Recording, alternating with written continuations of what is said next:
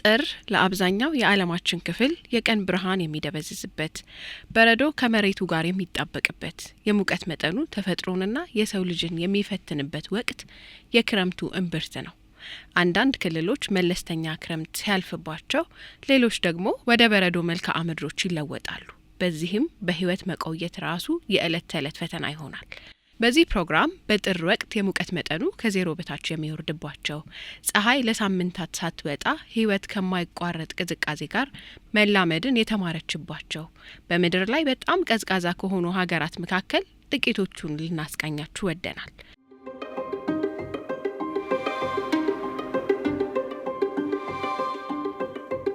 በረዷማ ከሆነው የሳይቤሪያ ሜዳ አንስቶ እስከ ካናዳና ግሪንላንድ የአርክቲክ ምድረ በዳ ድረስ ክረምቱ ይቅር የማይባልበት ደረጃ ላይ የደረሰባቸው ሀገሮች ናቸው።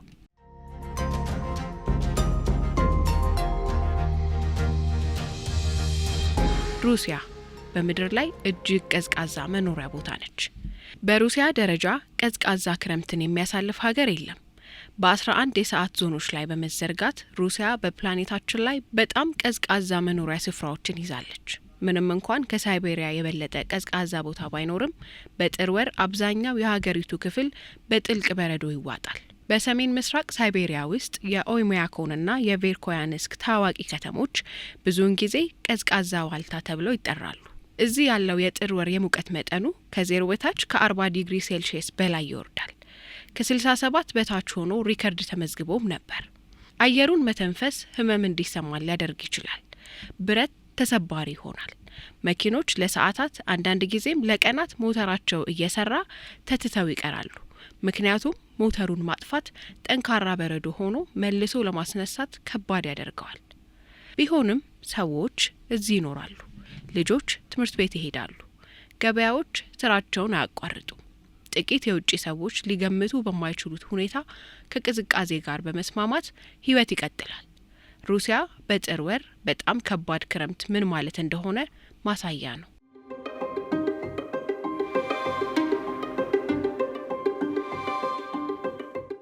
ካናዳ በአርክቲክ ቅዝቃዜ የሚሸፈን ሰፊ መሬት።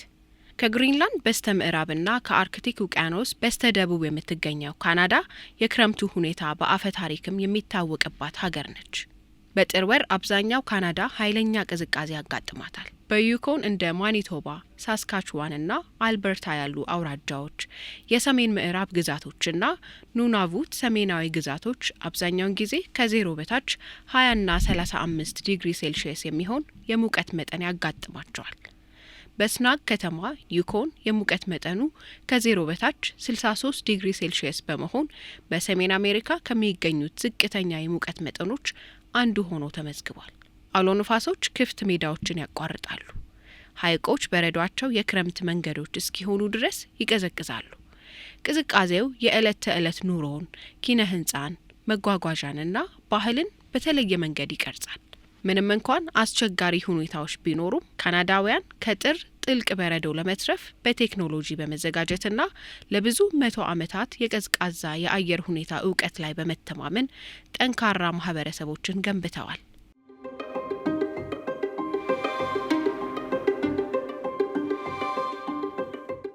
ሞንጎሊያ። የሞንጎሊያን ያህል ክረምት በጥልቀት የሚሰማቸው ጥቂት ቦታዎች ናቸው። ወደ ቤለሿና ከፍታ ላይ የምትገኘው ሞንጎሊያ በዓለም ላይ ካሉት እጅግ በጣም ላቅ ያለ አህጉራዊ የአየር ጠባይ ከሚያስተናግዱ ሀገራት መካከል አንዷ ነች። በጥር ወር በሰፊው እርከን ላይ ያለው የሙቀት መጠን ብዙውን ጊዜ ከዜሮ በታች ከ20 ዲግሪ ሴልሺየስ በታች ይሆናል። በሌሊት ደግሞ ከዚህም በጣም ዝቅ ሊል ይችላል። ዋና ከተማዋ ኡላንባታር በምድር ላይ በጣም ቀዝቃዛዋ ከተማ እንደሆነች ይታመናል። ቤተሰቦች በሙቀት ለመቆየት ሲታገሉ ከከሰል ምድጃ የሚወጣው ጭስ በአየር ላይ ተንጠልጥሎ ይታያል። ለሞንጎሊያ ዘላን እረኞች ክረምት በህይወት ለመቆየት የትግል ወቅት ነው። የእንስሳት እርባታ ገዳይ ቅዝቃዜ ያጋጥመዋል። በጣም ከባድ ክረምት መላውን የኑሮ ሁኔታ አደጋ ላይ ይጥላል። እናም ቤተሰቦች ድዙድ ብለው የሚጠሩትን የክረምት ወቅት ለመቋቋም በሚያደርጉት የጥንቃቄ ዝግጅት ላይ መታመን አለባቸው።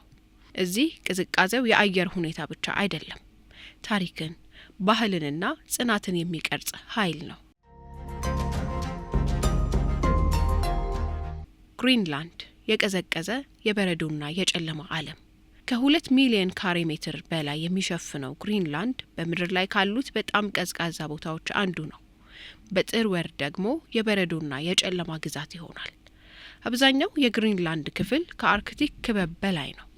በጥር ወር ብዙ አካባቢዎች ፀሐይ ጨርሶ የማትወጣበት የዋልታ ሌሊት ያጋጥማቸዋል።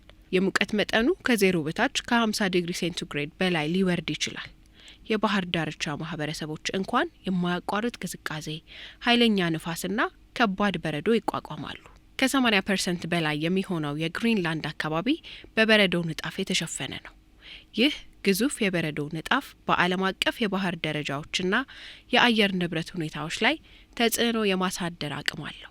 እጅግ በጣም አስቸጋሪ ሁኔታዎች ቢኖሩም የኢንዩት ተወላጅ ማህበረሰቦች በምድር ላይ ካሉት በጣም አስቸጋሪ አካባቢዎች አንዱ በሆነው ግሪንላንድ ውስጥ አስደናቂ በህይወት የመቆየት እውቀትን በማዳበር በሺዎች ለሚቆጠሩ ዓመታት ኖረዋል።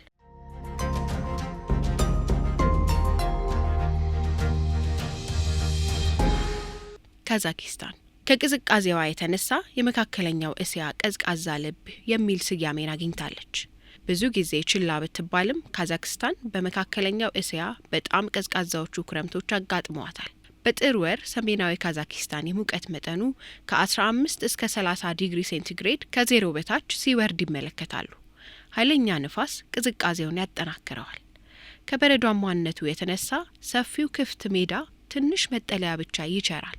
የበረዶ አውሎ ንፋስ መንገዶችን መዝጋትና ከተማዎችን ለቀናት የማግለል አቅም አለው። ዘመናዊ ኪነ ህንጻ በረዶ ከሸፈነው የመሬት ገጽታ ከፍ ብሎ የሚታይባቸው አሁን ኑር ሱልጣን እየተባሉ የሚታወቁት እንደ አስታና ያሉ ከተሞች በበረዶማ ክረምታቸው ዝነኛ ናቸው። የካዛኪስታን የጥር ወር ቅዝቃዜ ከውቅያኖሶች መጠነኛ ተጽዕኖ የራቀ የአህጉራዊ የአየር ንብረትን ጭካኔ የተሞላበት እውነታ ያንጸባርቃል።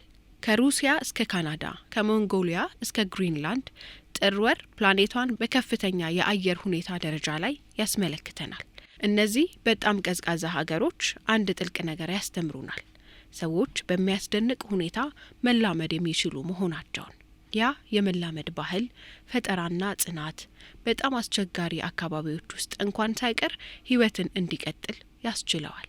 የአየር ንብረት ለውጥ ዓለማችንን ሲቀይር እነዚህን ቀዝቃዛ አካባቢዎች እንደ ጽናት ስፍራዎች ብቻ ሳይሆን እንደ የምድር የአየር ንብረት ስርዓት አስፈላጊ ክፍሎች አድርጎ መረዳት ከመቼውም ጊዜ ይበልጥ አስፈላጊ ይሆናል።